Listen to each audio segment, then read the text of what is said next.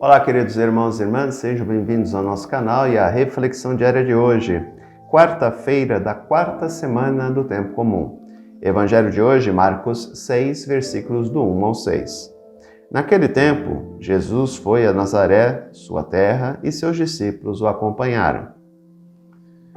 Quando chegou o sábado, começou a ensinar na sinagoga. Muitos que o escutavam ficaram admirados e diziam: de onde recebeu ele tudo isso? Como conseguiu tanta sabedoria? E esses grandes milagres que são realizados por suas mãos? Este homem não é o carpinteiro, o filho de Maria, e irmão de Tiago, de José, de Judas e de Simão? Suas irmãs não moram aqui conosco? E ficaram escandalizados por causa dele. Jesus lhes dizia: um profeta só não é estimado em sua pátria, entre seus parentes e familiares, e ali não pôde fazer milagre algum. Apenas curou alguns doentes, impondo-lhes as mãos, e admirou-se com a falta de fé deles. Jesus percorria os povoados das redondezas, ensinando.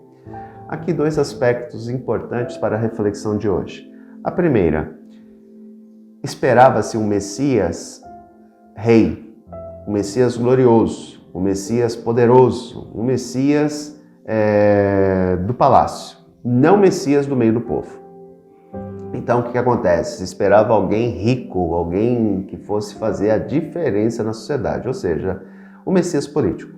Assim como Davi, assim como Salomão, alguém poderoso, alguém da elite, alguém que salvaria o povo.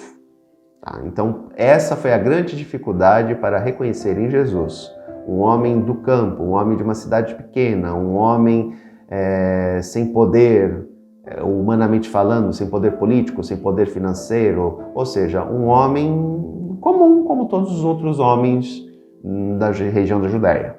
Então, eles não conseguiam ver em Jesus, o filho de um carpinteiro, como nos diz o texto, alguém que poderia ser o Messias, o Salvador de Israel.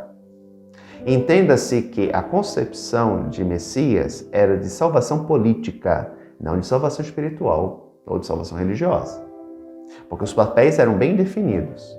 Lembremos que o Messias que se esperava era da casa de Davi. Davi foi rei, Davi foi guerreiro, Davi foi governante. Portanto, o Messias que se esperava era um Messias político, um Messias governante. Jesus não se encaixava nesse papel. Então, por isso que ele não foi reconhecido como Messias pelas autoridades religiosas de Jerusalém. Segundo aspecto, os seus familiares, os seus parentes, seus amigos, que aqui são elencados, provavelmente são os primos de Jesus, Tiago, José, Judas, Simão e suas irmãs, que na verdade são primas dele, são familiares diretos de Jesus. São primos, são pessoas que fazem parte do clã de Jesus. E eles, por saberem da sua origem, ou melhor, em acharem que conheciam a sua origem, não conseguiam ver nele o Messias de Israel. Porque na concepção dele, Jesus nasceu de Maria e era filho de José. Portanto, ele não tinha nada de excepcional. Por mais que realizasse sinais, por mais que ele tivesse uma boa retórica, uma boa palavra, eles não conseguiam ver nele aquele que era o esperado de Israel e que tinha sido apresentado pelos profetas. Portanto, eles lhes fecham o coração e impedem que ele realize a sua obra salvadora no meio deles. Por isso que a Escritura diz que ele não pôde ali fazer milagres. Por quê? Porque eles não tinham fé. Por que eles não tinham fé? Porque o coração deles estava fechado, porque eles achavam que conheciam Jesus. Então eles não viam em Jesus alguém que Deus poderia utilizar para realizar prodígios e sinais.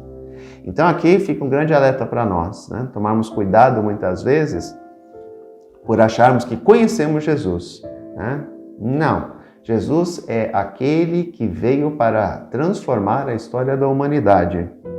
E nós sempre temos algo dele a descobrir.